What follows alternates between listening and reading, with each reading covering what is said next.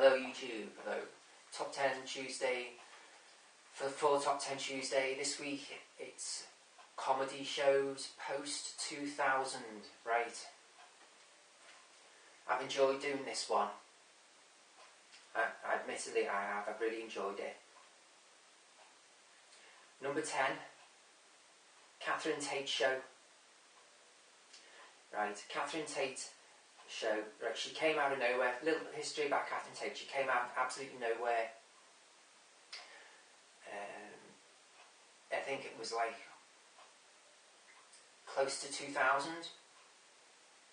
Ages ago it was. I didn't watch much of it. I watched a little bit of the first series. She was an old woman in it. She played like a grandma. Her character was like a grandma. And the story revolved around people who came to visit her at her house. And her character was infamous, sitting in a chair with her legs wide apart, you know, like a bloke. And she would, Mancunian I think she was, and she would talk dead common. And she just didn't care for how she looked, yeah. Her appearance or nothing, right? She just didn't, her hair was like everywhere. She just didn't give two hoots, and she just told it how it was, yeah. Number 10, Catherine Tate Show.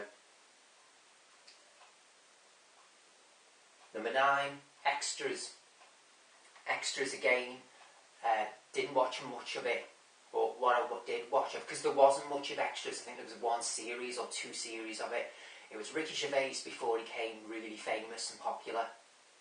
It was as he was on his rise here in the UK, and each episode, it was contemporary.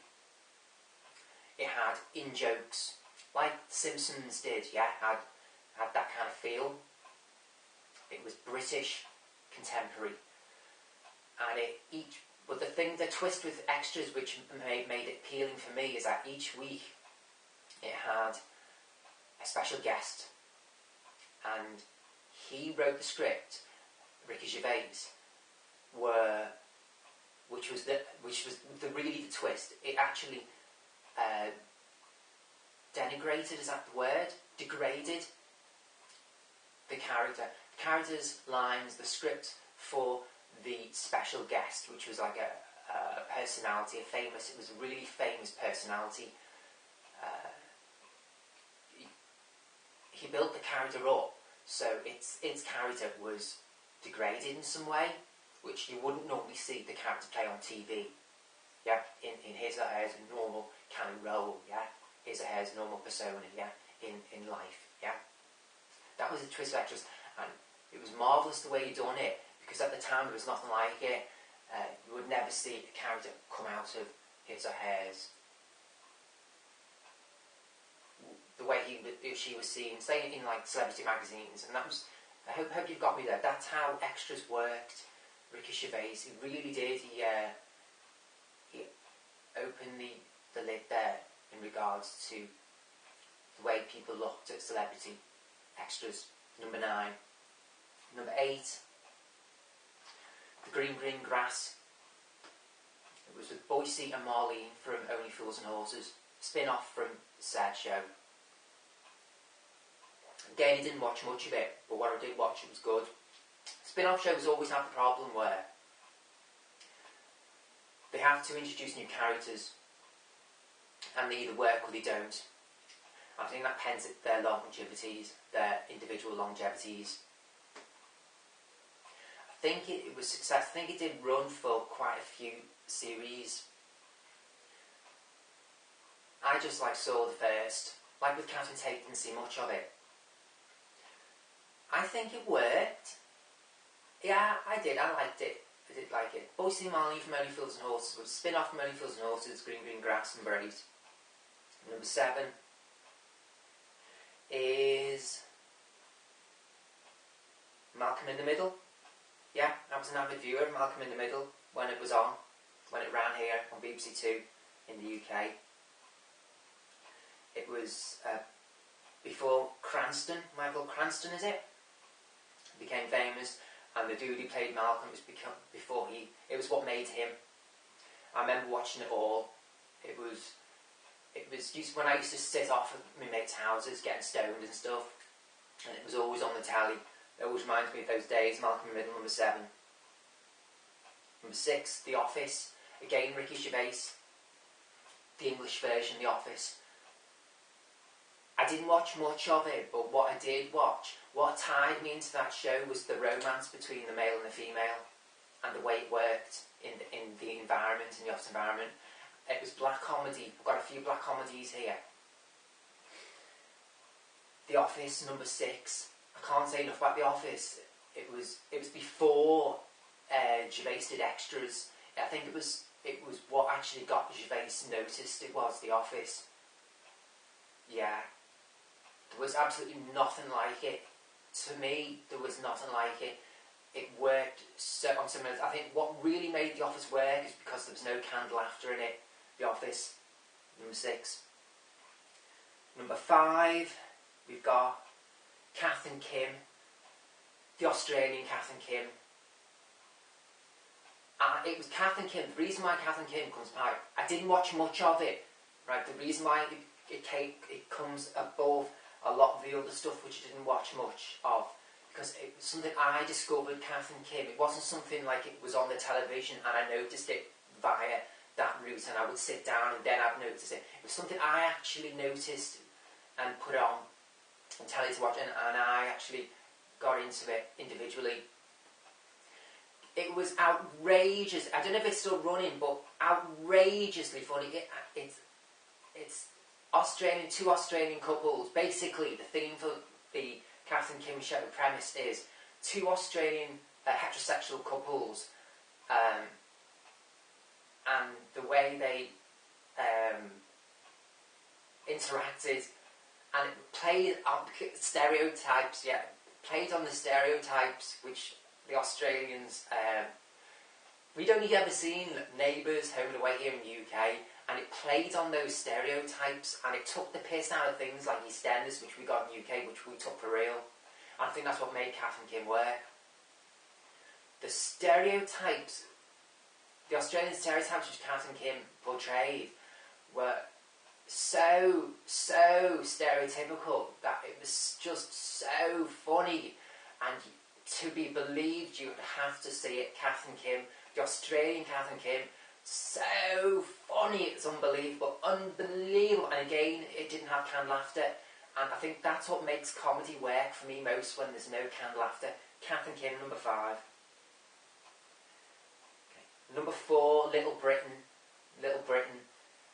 I think everyone was into Little Britain at some point, and we all had a favourite character which we loved, and there was just so many of them. My favourites in Little Britain were the 2 old women, the 2 grannies who, well, there was a granny who used to go around like car boot sales, yeah, and at these said car boot sales she'd meet another old woman, and then they'd start talking, and one would make the other vomit. And it was just, they were my favourite characters in Little Britain, and I used to always tune in to watch the show just for those 2. It was brilliant. Little Britain, everyone had their favourite characters in Little Britain, like I say. Massively popular. Little Britain. And what number did I put that at? Number 4, Little Britain. Little Britain, sound, as a pound, la. Number 3, another Lucas and Williams spin-off from the initial success from Little Britain. Number 3, Come Fly With Me.